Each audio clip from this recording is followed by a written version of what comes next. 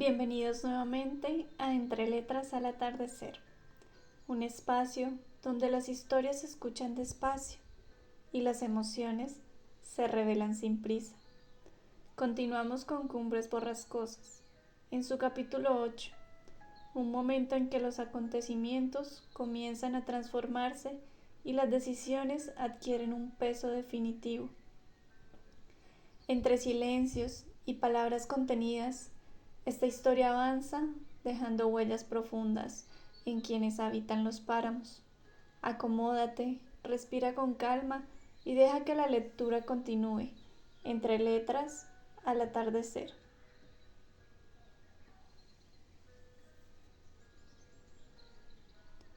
Capítulo 8. Una hermosa mañana de junio, vino al mundo el primer niño que yo había de criar y el último vástago de la antigua raza de los Earnshaw. Estábamos recogiendo heno en un campo apartado de la finca, cuando vimos llegar con una hora de anticipación a la chica que nos traía habitualmente el desayuno. ¡Qué niño tan hermoso!, exclamó. Nunca se ha visto uno más guapo. Pero, según dice el médico, la señora vivirá muy poco. Al parecer, se ha ido consumiendo durante los últimos meses. He oído que se lo decía al señor Hindley, y le ha asegurado que morirá antes del invierno. Venga a casa enseguida, Elena. Tiene que cuidar al niño, darle leche y azúcar. Me gustaría ser usted, porque cuando la señora muera, va usted a quedar completamente encargada del pequeño. ¿Tan enfermo está?, pregunté, soltando la horquilla y anudándome las cintas del sombrero. He oído que sí, repuso la muchacha, aunque está muy animada y habla como si fuese a vivir hasta ver al pequeño hecho un hombre. No cabe en sí de alegría. Verdaderamente, el niño es una hermosura. Si yo estuviera en su caso, no me moriría. Solo con mirar al niño me pondría buena. La señora Archer llevó al angelito al amo, y no había hecho más que presentárselo, cuando se adelanta el viejo gruñón de Kenneth y le dice: «Señor Earnshaw, es una fortuna que su mujer le haya dado un hijo». Cuando la vi por primera vez, tuve la seguridad de que no viviría largo tiempo, y ahora puedo decirle que no pasará del invierno. No se aflija, porque la cosa es irremediable, pero debió haber buscado usted una mujer más sana. ¿Y qué contestó el amo?, pregunté a la muchacha. Creo que una blasfemia, pero no me fijé, porque estaba muy ocupada en mirar a la criatura. La moza empezó a describirme al bebé con entusiasmo. Yo me apresuré a correr a casa, ya que tenía tantos deseos de verlo como ella misma, pero me daba pena de Hindley. Sabía que en su corazón solo había lugar para dos afectos, el de su mujer y el de sí mismo. A Francisca la adoraba, y me parecía imposible que pudiera soportar su muerte. Al llegar a Cumbres Borrascosas, él se hallaba de pie ante la puerta. Le pregunté cómo estaba el recién nacido. «A punto de echar a correr, Elena», me replicó sonriendo. «Y la señora, creo que el médico dice...». «Al demonio con el médico», contestó. «Francisca está bien y la semana próxima se habrá restablecido del todo. Si subes, dile que ahora iré a verla, siempre que prometa no hablar». Me he ido de la habitación porque no quería callarse, y es preciso que guarde silencio. Adviértele que el señor Kenneth le prescribe quietud. Comuniqué aquella indicación a la señora, y ella, que parecía muy animada, respondió: «Solo hablé una palabra, Elena», y a pesar de ello, salió 2 veces orando de la habitación. Le prometo callarme, pero ello no impedirá reírme de él.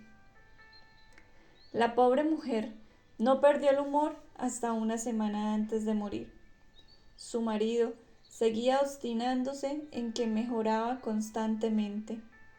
El día en que Kenneth le advirtió que ya no recetaba más medicinas porque eran totalmente inútiles, dado el grado a que había llegado la enfermedad, Hindley le contestó: bien sé que no las necesita, ni tampoco los cuidados médicos. Nunca ha estado enferma del pecho. Padeció una fiebre, sí, pero ya ha desaparecido. Su pulso es ahora tan normal como el mío y sus mejillas están muy frescas. A su esposa le decía lo mismo y ella parecía creerlo, pero una noche, mientras Francisca reclinaba la cabeza en el hombro de su esposo y le decía que pensaba levantarse al día siguiente, le acometió un leve ataque de tos. Él la abrazó, ella le echó las manos al cuello, palideció y entregó el alma. Harrington, el niño, fue entregado a mis cuidados. El señor Earnshaw se conformaba, respecto al pequeño, con saber que estaba bien y con no oírle llorar. Pero él, por su parte, estaba desesperado. Su dolor era de los que no se manifiestan con lamentaciones. No sollozaba ni rezaba, sino que maldecía de Dios y de los hombres, y se entregó a una vida de loco libertinaje. Ningún criado soportó largo tiempo el tiránico comportamiento que nos daba, y solo nos quedábamos a su lado José y yo. Yo había sido su hermana de leche, y me faltó valor para abandonarle. En cuanto a José, se quedó porque así podía mandar despóticamente a los jornaleros y arrendatarios, y también porque siempre se sentía a gusto donde quiera que hubiese cosas por censurar. Los hábitos y las malas compañías que había contraído el amo constituían un pésimo ejemplo para Catalina y Heathcliff. Este era tratado de tal manera que, aunque hubiera sido un santo, tenía que acabar convirtiéndose en un demonio. Y en verdad, el muchacho parecía endemoniado en aquella época. La degradación de Hindley le colmaba de placer y su aspereza y tosquedad aumentaban. Nuestra vida era un infierno. El cura dejó de acudir a la casa y terminaron imitándole todas las personas respetables. Nadie nos trataba, excepto Eduardo Linton, que a veces se presentaba a visitar a Catalina. A los 15 años, la joven se transformó en la reina de la comarca. Ninguna podía igualarla, y se convirtió en un ser terco y caprichoso. Desde que había dejado de ser niña, ya no la quería, y procuraba humillar su soberbia a todo trance, pero ella no me hacía caso. Conservó un afecto constante hacia Heathcliff, y no quiso nunca a nadie como a él, ni siquiera al joven Linton. Este fue mi último señor. Su retrato está ahí, sobre la chimenea. Antes, al lado, estaba colgado el de su mujer, y es una pena que lo hayan quitado, porque así podría usted haberse hecho una idea de lo que fue. Vamos a repasar eso y verá. La bujía iluminó un rostro de finas facciones, muy semejante al de la joven de las cumbres, pero más pensativo y menos adusto. Era un cuadro agradable. El cabello era rubio y levemente rizado en las sienes, los ojos grandes y reflexivos, y en conjunto una figura que resultaba incluso demasiado graciosa. No me maravillé de que Catalina le hubiese preferido a Heathcliff, pero pensando en que su espíritu debía corresponder a su aspecto, me asombró que él se hubiese sentido atraído hacia Catalina Earnshaw. Es un buen retrato, dije. ¿Es parecido? Sí, repuso el ama de llaves. En general era así. Cuando estaba animado, parecía más guapo aún. A raíz de pasar Catalina aquellas 5 semanas con los Linton, siguió manteniendo relaciones de amistad con ellos. Como disimulaba en su presencia su aspereza acostumbrada, logró cautivarles a todos, en especial a Isabel, que la admiraba, y a su hermano, que terminó por enamorarse de ella. Como esto la complacía, tenía que desarrollar un doble modo de ser, aunque no con mal deseo. Cuando oía comentar que Heathcliff era un rufián y peor que un bruto, se cuidaba mucho de no parecerse a él, pero cuando estaba en casa mostraba muy poca inclinación a los buenos modales, que por otra parte no la hubieran granjeado elogios de ninguno. Eduardo no se atrevía a frecuentar mucho Cumbres Borrascosas, porque la mala fama que tenía Earnshaw le asustaba y temía encontrarse con él. Le recibíamos con muchas atenciones. El amo procuraba también no ofenderle, adivinando la razón de sus asinuidades, y ya que no le fuera posible mostrarse amable, a lo menos procuraba no dejarse ver. Aquellas visitas me parece que no complacían mucho a Catalina. A ésta le faltaba malicia y no sabía ser coqueta, de modo que no le agradaba que sus dos amigos se encontrasen, porque si Heathcliff mostraba desprecio hacia Linton, ella no podía mostrarse concorde con él, como lo hacía cuando Eduardo no estaba presente. Y si Linton, a su vez, expresaba antipatía hacia Heathcliff, tampoco osaba llevarle la contraria. Yo me mofé muchas veces de sus indecisiones y de los disgustos que sufría por causa de ellas y que trataba de ocultar. Me dirá usted que mi actitud era censurable, pero aquella joven era tan soberbia que si se quería hacerla más humilde era forzoso no compadecerla nunca. Al cabo, como no encontraba otro confidente mejor, tuvo que franquearse ante mí. Una tarde, en el que el señor Earnshaw había salido, Heathcliff resolvió hacer fiesta aquel día. Creo que tenía entonces 16 años, y aunque no era tonto ni feo, su aspecto general era desagradable.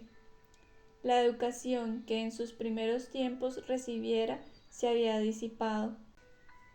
Los trabajos a que le dedicaban habían extinguido en él todo amor al estudio, y el sentimiento de superioridad que en su niñez le infundieran las atenciones del antiguo amo ya no existían. Largo tiempo se esforzó en mantenerse al nivel cultural de Catalina, pero al fin tuvo que ceder a la evidencia. Cuando se convenció de que ya no recobraría lo perdido, se abandonó del todo, y su aspecto reflejaba su rebajamiento moral. Tenía un aspecto innoble y grosero, del que actualmente no conserva nada. Se hizo insociable en extremo, y parecía complacerse en inspirar repulsión antes que simpatía a los pocos con quienes tenía relación. Cuando no trabajaba, seguía siendo el eterno compañero de Catalina, pero él no le expresaba nunca su afecto verbalmente, y recibía las afectuosas caricias de su amiga sin devolverlas. El día a que me refiero, entró en la habitación donde yo estaba ayudando a vestirse a la señorita Catalina, y anunció su decisión de no trabajar aquella tarde. Ella, que no esperaba tal ocurrencia, había citado a Eduardo y estaba preparándose para recibirle. ¿Tienes algo que hacer esta tarde, Catalina?, le preguntó. ¿Piensas ir de paseo? No, porque está lloviendo. Entonces, ¿por qué te has puesto ese vestido de seda? Supongo que no esperarás a nadie. No espero a nadie que yo sepa, repuso ella. Pero, ¿cómo no estás ya en el campo, Heathcliff?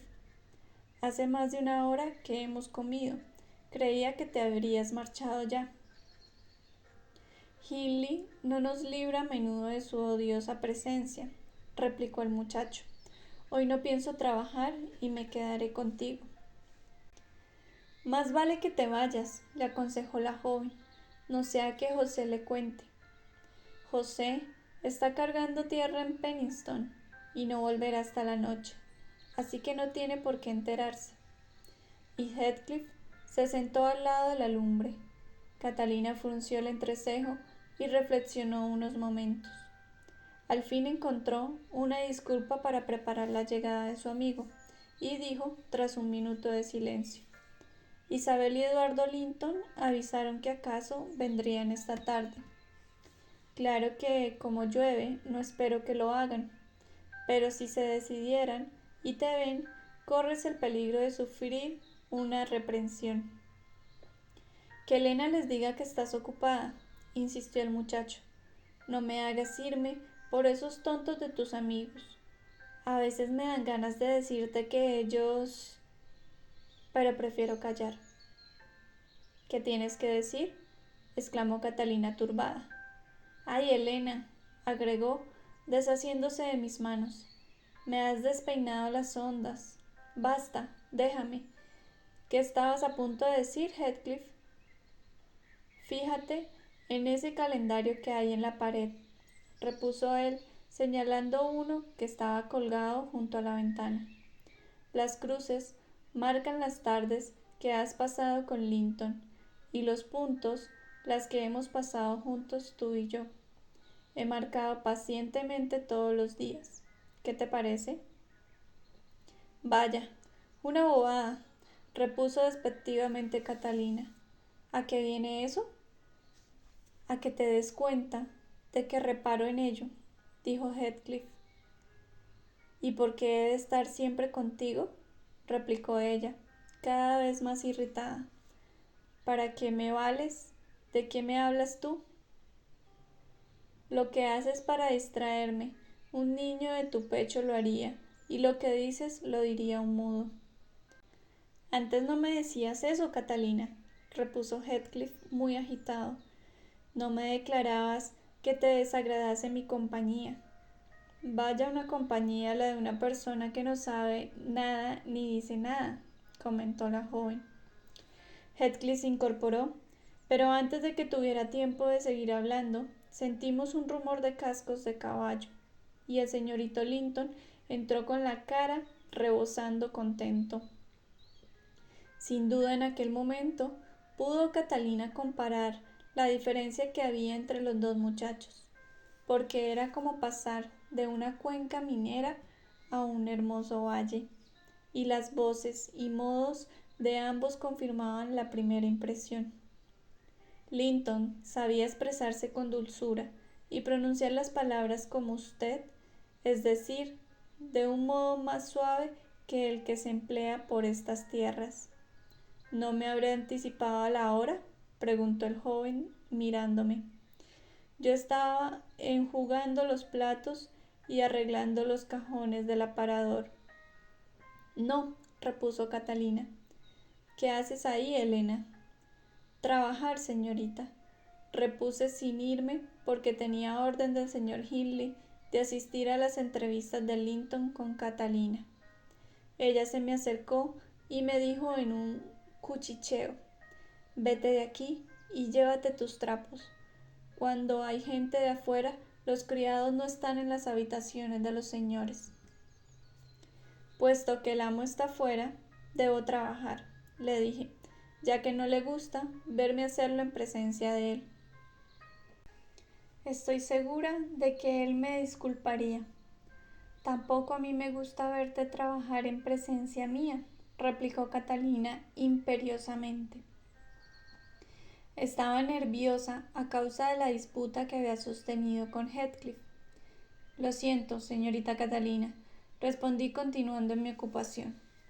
Ella, creyendo que Eduardo no la veía, me arrancó el trapo de limpieza de las manos y me aplicó un pellizco soberbio.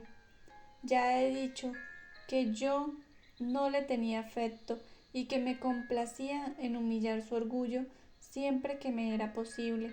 Así que me incorporé porque estaba de rodillas y clamé a grito pelado: «Señorita, esto es un atropello y no estoy dispuesta a consentirlo». «No te he tocado, embustera».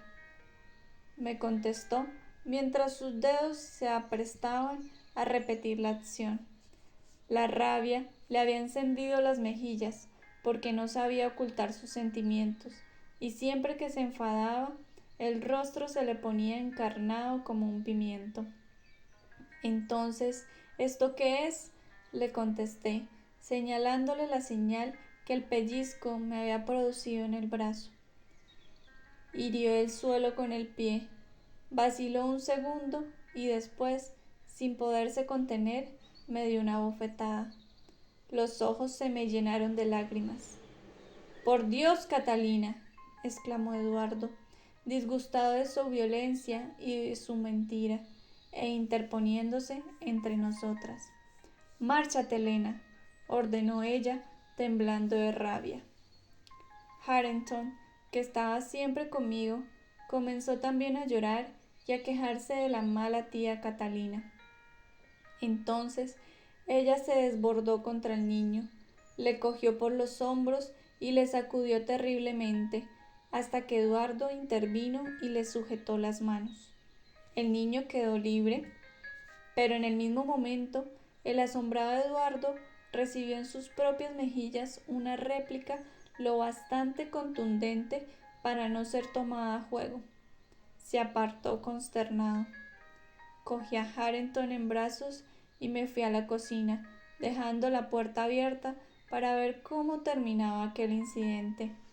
El visitante, ofendido, pálido y con los labios temblorosos, se dirigió a coger su sombrero. «Haces bien», pensé para mí. «Aprende, da gracias a Dios de que ella te haya mostrado su verdadero carácter y no vuelvas». Él quiso pasar, pero ella dijo con energía: «No quiero que te vayas». «Debo irme». «No», contestó Catalina, sujetando el picaporte. «No te vayas todavía, Eduardo. Siéntate. No me dejes en este estado de ánimo. Pasaría una noche horrible y no quiero sufrir por causa tuya». «¿Crees que debo quedarme después de haber sido ofendido?», preguntó Linton. Catalina calló. «Estoy avergonzado de ti», continuó el joven. «No volveré más». En los ojos de Catalina relucieron lágrimas. «Además has mentido», dijo él. «No, no», repuso ella, «lo hice todo sin querer. Anda, márchate si quieres. Ahora me pondré a llorar y lloraré hasta que no pueda más». Desplomóse en una silla y rompió en sollozos. Eduardo llegó al patio y allí se paró. Resolví infundirle alientos. «La señorita», le dije, «es tan caprichosa como un niño mimado. Vale más que se vaya usted a casa, porque, si no, es capaz de ponerse enferma con tal de disgustarnos». Eduardo contempló la ventana. El pobrecillo era tan capaz de irse como un gato lo es de dejar a medio matar un ratón o a medio devorar un jilguero. «Estás perdido», pensé. «Te precipitas tú mismo hacia tu destino». «No me engañe», se volvió bruscamente. Entró en la casa, cerró la puerta, y cuando al cabo de un rato fui a advertirles de que el señor Earnshaw había vuelto beodo y con ganas de armar escándalo, pude comprobar que lo sucedido no había servido sino para aumentar su intimidad y para romper los diques de su timidez juvenil, hasta el punto de que habían comprendido que no solo eran amigos, sino que se querían. Al oír que Hindley había llegado, Linton se fue rápidamente a buscar su caballo y Catalina a su alcoba. Yo me ocupé de esconder al pequeño Hareton y de descargar la escopeta del señor, ya que él tenía la costumbre, cuando se hallaba en aquel estado, de andar con ella, con grave riesgo de la vida para cualquiera que le provocara o simplemente le hiciera alguna observación. Mi preocupación impediría que Linton causase algún daño si disparaba.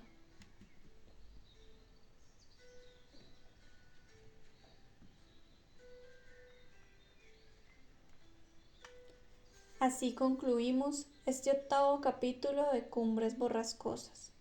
donde los cambios empiezan a hacerse inevitables y el rumbo de la historia se redefine poco a poco. Nada permanece inmóvil en estos páramos y cada paso dado parece alejarse de lo conocido para acercarse a lo incierto. Gracias por compartir este momento de lectura. Si estas palabras te acompañaron en tu tarde o en tu noche, te invito a suscribirte al canal para seguir recorriendo juntos las historias que viven entre letras al atardecer.